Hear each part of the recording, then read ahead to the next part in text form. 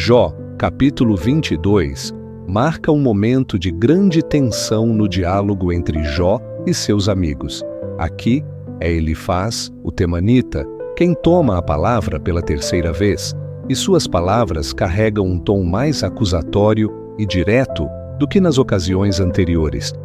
Desde o início percebemos que ele abandona qualquer tentativa de suavizar o discurso.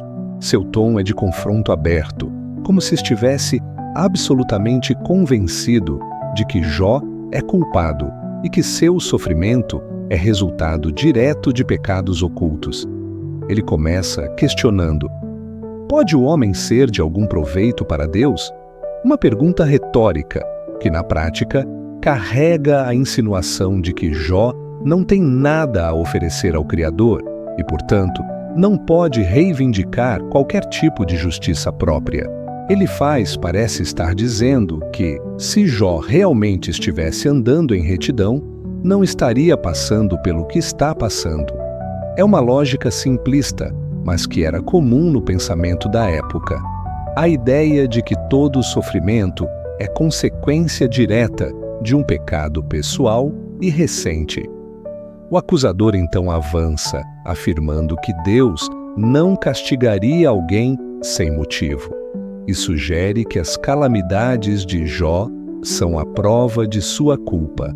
Para reforçar sua teoria, Elifaz apresenta uma lista de pecados que, segundo ele, seriam compatíveis com a situação de Jó: negar ajuda aos necessitados, deixar viúvas desamparadas, reter roupas dos pobres, negar água ao sedento, tirar o pão do faminto.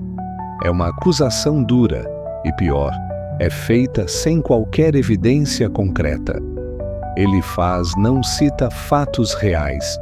Ele supõe e constrói um retrato negativo a partir dessa suposição. Esse momento é particularmente doloroso para Jó, porque ao longo de todo o livro, ele tem insistido na sua integridade e no cuidado que sempre demonstrou pelos outros. Ouvir de um amigo que o sofrimento é resultado de exploração ou falta de compaixão deve ter sido como receber uma punhalada no coração. Mais do que o peso físico da doença e das perdas, Jó agora enfrenta o peso emocional da difamação. Elifaz não para por aí. Ele reforça a imagem de um Deus que pune severamente e sugere que as trevas e tempestades que cercam Jó são sinais da ira divina. Ele coloca a situação de Jó como consequência de um afastamento de Deus e insinua que, se ele quisesse mesmo restaurar sua vida, precisaria se humilhar, se arrepender e abandonar o que ele chama de iniquidades ocultas. É como se dissesse: Jó, basta você reconhecer sua culpa que tudo mudará. Essa visão é profundamente limitada, pois ignora um ponto crucial. Nem todo sofrimento é fruto de pecado pessoal. Essa é justamente a grande tensão teológica do livro de Jó, a desconstrução dessa lógica simplista de causa e efeito. O próprio início do livro já nos revelou que Jó não estava sendo punido por maldade, mas passando por uma prova que tinha uma dimensão espiritual muito maior do que ele e seus amigos conseguiam perceber. Ainda assim, Elifaz tenta convencer Jó de que, se ele retornar ao Todo-Poderoso, terá novamente prosperidade, segurança e paz. Ele descreve um futuro restaurado para aqueles que se arrependem. Deus ouvirá suas orações, atenderá seus pedidos e o fará cumprir seus votos. A imagem é bonita, mas a aplicação está distorcida, pois parte de um diagnóstico errado. É como receitar um remédio para uma doença inexistente. Não importa quão eficaz seja o tratamento, ele não curará algo que não está lá. O discurso de Elifaz nos leva a refletir sobre como, muitas vezes, podemos nos precipitar ao interpretar a dor alheia. É fácil buscar uma explicação rápida, encaixando a situação de outra pessoa em nossas próprias fórmulas ou experiências. Mas quando fazemos isso sem sensibilidade, corremos o risco de nos tornarmos como ele faz, pessoas que, em vez de consolar, aumentam a carga emocional de quem já sofre. A Bíblia nos chama a chorar com os que choram, não a acusar os que estão em lágrimas. Outro ponto que merece atenção é a forma como Elifaz mistura verdades espirituais com erros de julgamento. É verdade que buscar a Deus, confiar nele e viver em retidão traz paz e segurança. Mas é falso presumir que qualquer crise ou sofrimento é sinal de afastamento dele. Essa confusão de conceitos pode gerar um peso enorme na consciência de quem já está fragilizado, fazendo a pessoa sentir culpa por algo que não fez. A postura de Elifaz revela também a tendência humana de medir o relacionamento com Deus a partir de circunstâncias externas. Para ele, prosperidade e tranquilidade são sinais claros da aprovação divina, enquanto a perda e a dor são indicativos de reprovação. Essa mentalidade ainda é comum hoje, mas o livro de Jó é um chamado para quebrar essa visão superficial e entender que a relação com Deus vai muito além do que vemos ou experimentamos no momento. O capítulo 22 começa, portanto, com um retrato de confronto, acusação e incompreensão. Jó está diante de alguém que acredita estar falando a verdade e defendendo a justiça divina, mas que, na prática, está aplicando uma teologia distorcida e insensível à realidade. É uma lição para nós sobre a importância de ouvir antes de falar, de buscar compreender antes de aconselhar e, principalmente, de não atribuir culpa sem certeza. Ao encerrarmos este primeiro bloco, fica claro que a fala de Elifaz não será o fim da história. Jó ainda responderá, e a narrativa seguirá mostrando que a dor nem sempre é sinal de pecado e que a justiça de Deus não pode ser medida apenas pelas circunstâncias visíveis. Essa parte do livro nos lembra de sermos cuidadosos ao interpretar o sofrimento dos outros e de confiarmos que Deus vê muito além do que nossos olhos podem alcançar. No segundo momento de seu discurso em Jó, capítulo 22, Elifaz aprofunda ainda mais seu apelo para que Jó se arrependa. Depois de acusar o amigo de pecados específicos, agora ele muda a abordagem para um convite, ainda que carregado de pressupostos errados. Ele descreve com certa eloquência o que aconteceria se Jó voltasse ao caminho que, na sua visão, ele teria abandonado. É como se dissesse: Jó, tudo pode mudar se você apenas se humilhar e se render novamente ao Todo-Poderoso. Elifaz usa imagens de restauração e abundância para pintar esse cenário. Ele fala de como Deus restauraria a vida de Jó, afastaria a injustiça da sua tenda e o encheria novamente de bens e prosperidade. Essas promessas estão carregadas de uma visão de retribuição imediata. Quem busca a Deus de coração volta a prosperar materialmente. Ele descreve um processo de purificação, comparando-o à prata refinada pelo fogo, uma metáfora que carrega beleza, mas que, no contexto, é aplicada com base em um diagnóstico equivocado da vida de Jó.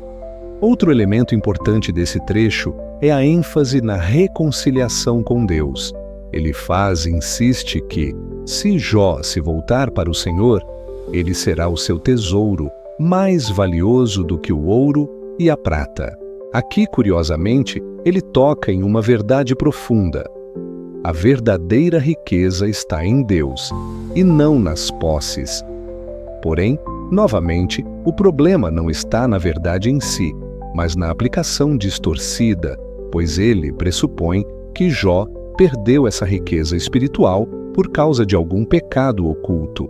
Elifaz continua descrevendo um relacionamento restaurado com Deus em termos muito positivos. Jó oraria e Deus o ouviria. Seus votos seriam cumpridos. Ele decretaria algo e isso aconteceria. a luz brilharia sobre seus caminhos. Essa é uma das partes mais belas do discurso, mas que, na boca de Elifaz, soa quase como uma chantagem espiritual. Se você fizer isso, Deus fará aquilo. É um condicionamento baseado em uma lógica de troca que não reflete plenamente a graça e a soberania divinas. Esse modo de pensar revela algo comum na espiritualidade de muitas pessoas: a tendência de ver Deus como um gerente de recompensas que concede bênçãos quando cumprimos determinadas condições e retira essas bênçãos quando falhamos. Embora haja princípios bíblicos que falem sobre bênçãos associadas à obediência, a mensagem geral da Escritura é mais complexa e profunda. Deus é soberano e age de maneiras que nem sempre compreendemos, e nem sempre a obediência resulta imediatamente em prosperidade, assim como a adversidade nem sempre é consequência de desobediência. Elifaz, entretanto, parece convencido de que está certo. Ele até insinua que se Jó se alinhar novamente com Deus, não apenas sua vida será restaurada, mas ele também servirá de instrumento para restaurar outros. Ele diz que até aquele que é culpado será salvo por causa da intercessão do justo. É como se ele quisesse motivar Jó dizendo: você pode ser um canal de salvação para outros, mas antes precisa consertar sua própria vida. Essa parte do discurso nos desafia a pensar sobre como lidamos com as pessoas que estão passando por crises. Será que, em vez de tentar entender profundamente a situação, não caímos na tentação de oferecer fórmulas prontas? Será que não repetimos promessas bíblicas verdadeiras, mas que não se aplicam de forma direta ao contexto da pessoa? Essa é uma armadilha comum e o livro de Jó nos alerta sobre isso. Elifaz descreve um futuro ideal para Jó, mas toda a beleza dessa descrição é manchada pelo fato de que ela é construída sobre uma acusação injusta. Ele não oferece consolo genuíno, porque seu ponto de partida é a convicção de que o amigo está em pecado. No final das contas, o discurso é mais sobre convencer Jó a admitir uma culpa inexistente do que sobre oferecer esperança verdadeira. À medida que analisamos essas palavras, percebemos que a Bíblia nos chama a um cuidado especial na forma como aconselhamos e encorajamos outros. A restauração, a proximidade com Deus e a confiança nele são, sim, caminhos para a vida plena, mas não devem ser usados como armas para pressionar ou manipular quem sofre. Precisamos aprender a aplicar a verdade com amor, discernimento e sensibilidade, lembrando sempre que Deus é quem conhece o coração de cada um. Portanto, o segundo bloco deste capítulo mostra como até um convite para a restauração pode se tornar pesado e injusto quando parte de premissas erradas.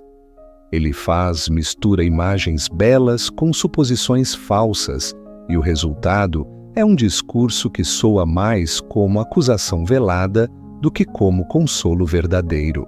Essa lição é atemporal e nos convida a refletir sobre como usamos as palavras de Deus nas situações concretas da vida. No terceiro momento do discurso em Jó, capítulo 22, Elifaz continua seu apelo, reforçando a ideia de que, se Jó se voltar para Deus, a transformação em sua vida será inevitável e visível. Ele fala como alguém que acredita estar oferecendo um conselho de valor incalculável, mas que, na verdade, se apoia em um entendimento incompleto e, em muitos pontos, equivocado da situação real.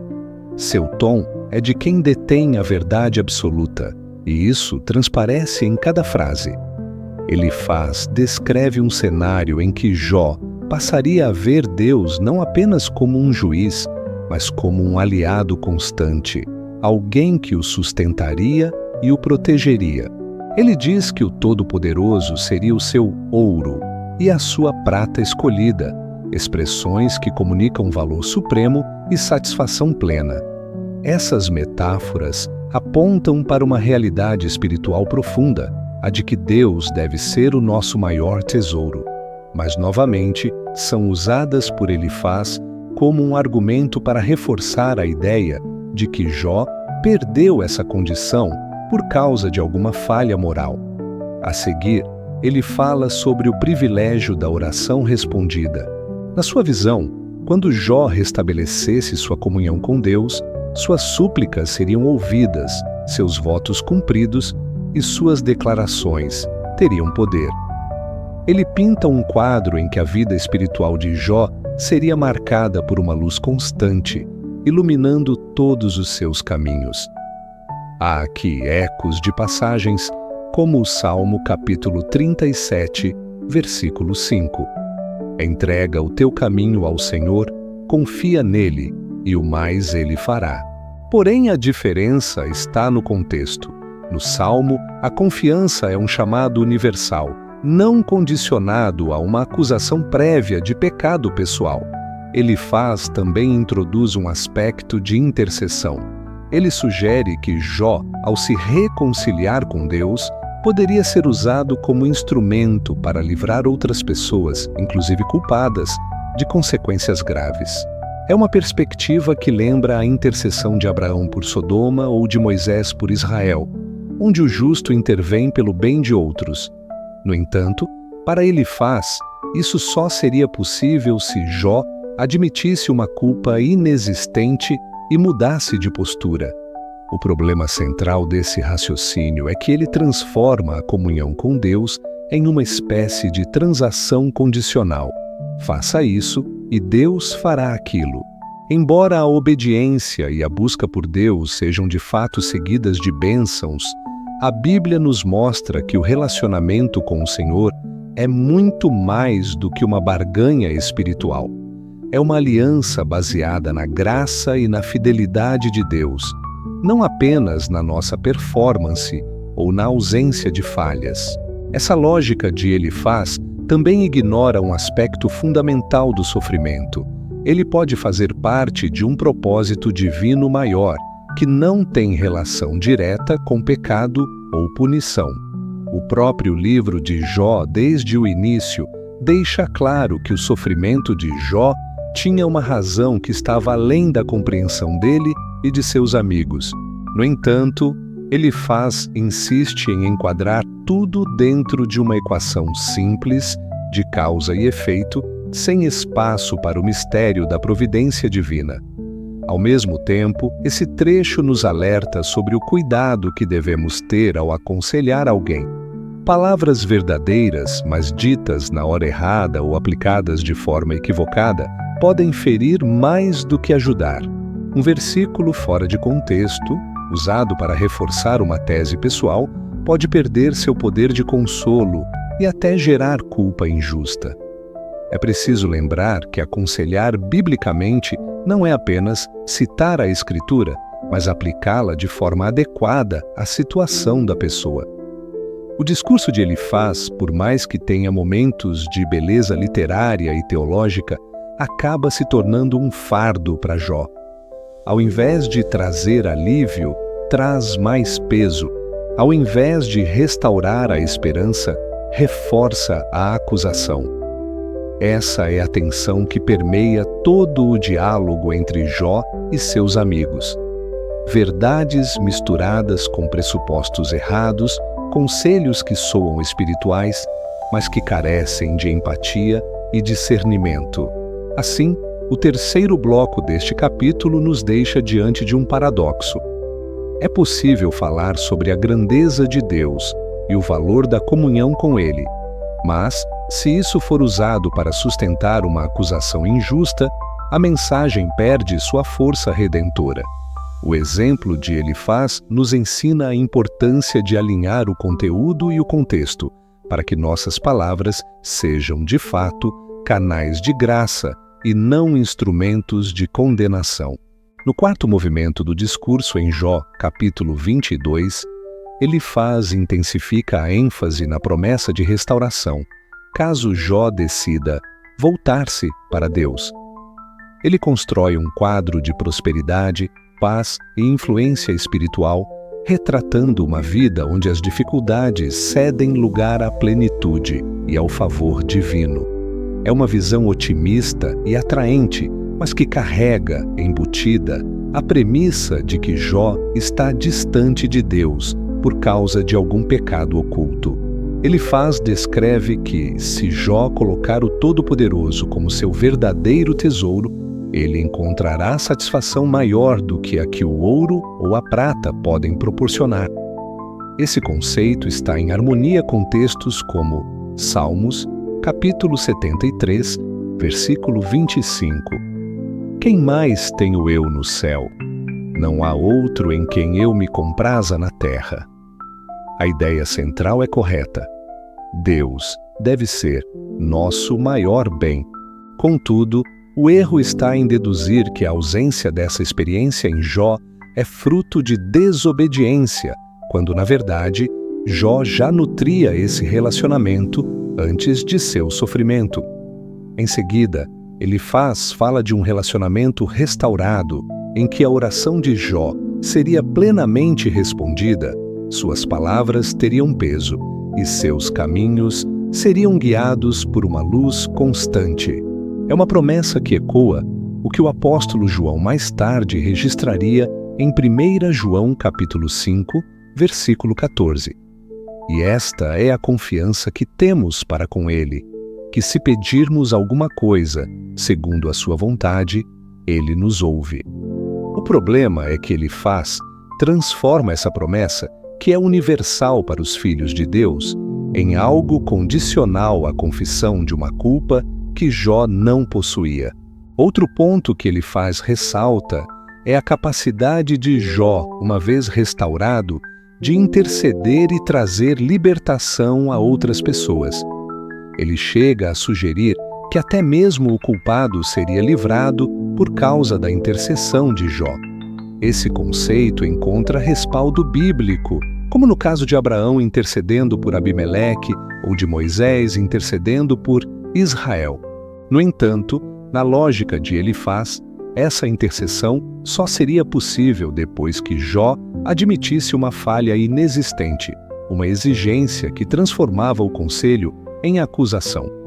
Aqui percebemos um risco presente também na prática pastoral e no aconselhamento cristão de hoje, o de condicionar o agir de Deus a um checklist humano. A Escritura nos ensina que Deus age soberanamente, muitas vezes contrariando nossas expectativas e padrões. Ele não se limita a fórmulas. Há pessoas que experimentam milagres mesmo no meio de crises não resolvidas, e outras que passam por longos períodos de silêncio divino, mesmo sendo fiéis. Essa liberdade de Deus é um lembrete de que não podemos reduzir sua ação a equações simplistas. É preciso reconhecer que, apesar de suas falhas, Elifaz traz verdades espirituais importantes. Sim, Deus deve ser nosso tesouro. Sim, a oração é poderosa. Sim, um justo pode interceder e mudar histórias, mas a forma como ele aplica essas verdades ao caso de Jó as esvazia de seu propósito original e as transforma em ferramentas de pressão. É como oferecer um remédio correto para uma doença que o paciente não tem. Em vez de curar, pode até gerar danos. O trecho também nos mostra como a teologia, quando desconectada da empatia, corre o risco de se tornar opressiva. Elifaz fala muito sobre Deus, mas pouco demonstra compaixão por Jó. Ele não pergunta sobre a dor de seu amigo, não busca compreender seu silêncio, não oferece espaço para o lamento. Isso nos lembra da importância de um ministério que una a verdade à graça, como o próprio Jesus fez, sendo cheio de graça e de verdade. João capítulo 1, versículo 14. Ao analisar este ponto do discurso, é como se Elifaz estivesse dizendo: tudo o que você precisa fazer é admitir que está errado e tudo se resolverá. Essa perspectiva ignora que há sofrimentos que não têm relação direta com o pecado e que o propósito de Deus pode estar além do entendimento imediato. É por isso que, ao aconselhar, precisamos deixar espaço para o mistério da providência divina, reconhecendo que nem sempre teremos todas as respostas. Assim, o quarto bloco deste capítulo nos convida a refletir sobre a diferença entre falar sobre Deus e falar por Deus. Elifaz certamente falava sobre Deus, citando princípios e promessas. No entanto, ao presumir conhecer o motivo exato do sofrimento de Jó, ele se colocou inadvertidamente no lugar de porta-voz da vontade divina, sem ter recebido tal incumbência. E isso é perigoso. A própria narrativa de Jó mostrará que Deus reprovará as palavras dos amigos por não falarem o que era reto a respeito dele. Portanto, este trecho não apenas nos alerta para o perigo de uma aplicação equivocada da verdade, mas também nos chama à humildade. A verdadeira sabedoria não está apenas em conhecer as Escrituras, mas em aplicá-las de modo que curem, restaurem e conduzam as pessoas à presença de Deus, sem fardos desnecessários e sem acusações infundadas. No último movimento do discurso de Elifaz em Jó, capítulo 22, percebemos uma combinação de promessa e advertência que, à primeira vista, parece generosa, mas que carrega um peso implícito de acusação. Ele pinta um cenário de restauração quase idílico. Jó voltando a sorrir, suas orações sendo respondidas, sua influência espiritual alcançando até mesmo aqueles que se encontram em culpa, libertando-os por meio de sua intercessão. É uma visão que, em sua essência, reflete verdades espirituais profundas, mas que, no contexto, é distorcida pelo pressuposto errado de que o sofrimento de Jó é fruto de pecado não confessado. Elifaz encerra seu raciocínio enfatizando que, se Jó se humilhar diante de Deus e confessar suas supostas falhas, tudo mudará. Sua vida será iluminada, seus passos firmes, e ele será novamente um homem próspero e respeitado. Essa ideia ecoa textos como Isaías, capítulo 55, versículos 6 e 7. Buscai o Senhor enquanto se pode achar, invocai-o enquanto está perto. Deixe o ímpio o seu caminho, e o homem maligno os seus pensamentos, e se converta ao Senhor, que se compadecerá dele. Torne para o nosso Deus, porque grandioso é em perdoar. No entanto, a aplicação que ele faz dessa verdade é problemática. Ele parte de um diagnóstico equivocado, transformando a mensagem de esperança em um ultimato injusto. O perigo aqui é evidente: usar uma verdade bíblica para apoiar uma interpretação pessoal e não revelada por Deus. Elifaz acerta ao dizer que a presença de Deus é mais valiosa do que o ouro, que a comunhão com Ele traz verdadeira segurança e que o justo pode ser instrumento de libertação para outros. Contudo, ele erra ao afirmar implicitamente que Jó só não está experimentando essas bênçãos porque se recusa a reconhecer um pecado oculto. Essa aplicação incorreta mostra como até mesmo conceitos corretos podem se tornar nocivos quando aplicados fora de contexto. O tom de Elifaz também nos ensina sobre a sensibilidade necessária ao lidar com quem sofre. Ele fala como alguém que está convencido de possuir todas as respostas, mas sem espaço para ouvir. A teologia que ignora a escuta e a compaixão pode se tornar fria e insensível. A atitude de Jesus contrasta profundamente com isso. Quando encontrou os discípulos a caminho de Emaús, em Lucas capítulo 24, ele não começou com acusações, mas caminhou ao lado deles, ouviu sua dor e somente depois lhes abriu as Escrituras. É esse exemplo que deveria moldar nosso aconselhamento e nosso discurso sobre Deus. Além disso, A visão de Elifaz sobre intercessão, embora verdadeira em termos gerais, ignora que o sofrimento de Jó não é consequência de sua falta de interceder ou de sua vida espiritual. Pelo contrário, Deus já havia declarado que Jó era homem íntegro e reto, temente a Deus e que se desviava do mal. Jó, capítulo 1, versículo 8. Esse dado deveria ter levado Elifaz à cautela, mas ele preferiu apoiar-se em seus próprios pressupostos teológicos. Ao olharmos para esse capítulo como um todo, vemos um discurso estruturado sobre princípios de restauração, mas com uma aplicação errada. Essa combinação é perigosa porque pode parecer profundamente espiritual, mas na prática apenas acrescenta peso sobre quem já está sob carga intensa. É o tipo de discurso que, em vez de consolar, acusa, em vez de levantar, pressiona, em vez de curar, abre novas feridas.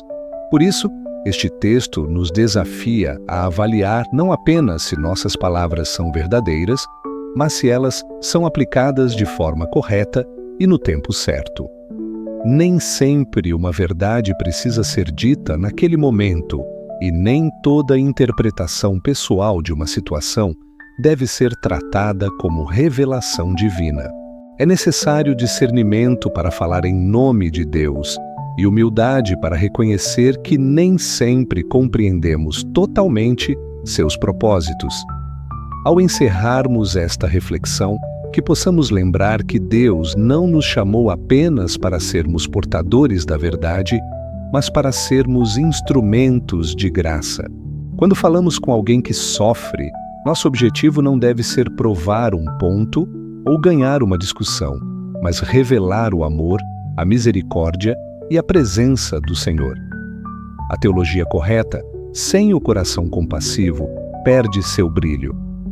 Que esta mensagem também seja para você um convite a confiar mais profundamente no caráter de Deus, mesmo quando não entende os caminhos que Ele escolhe. Ele é fiel, justo e amoroso, e sua sabedoria é infinitamente maior do que a nossa. E assim como Jó, que será vindicado no final de sua história, podemos descansar na certeza de que o Senhor conhece cada detalhe de nossas lutas e que seu juízo é sempre perfeito. Se este estudo edificou a sua vida, peço que você deixe o seu joinha, compartilhe com outras pessoas e ajude para que mais vidas sejam alcançadas pela palavra de Deus. Isso é muito importante, pois cada curtida e cada compartilhamento fortalece este trabalho e leva a mensagem do Evangelho a quem mais precisa. Que a paz do Senhor esteja com você e que Ele continue guiando os seus passos todos os dias.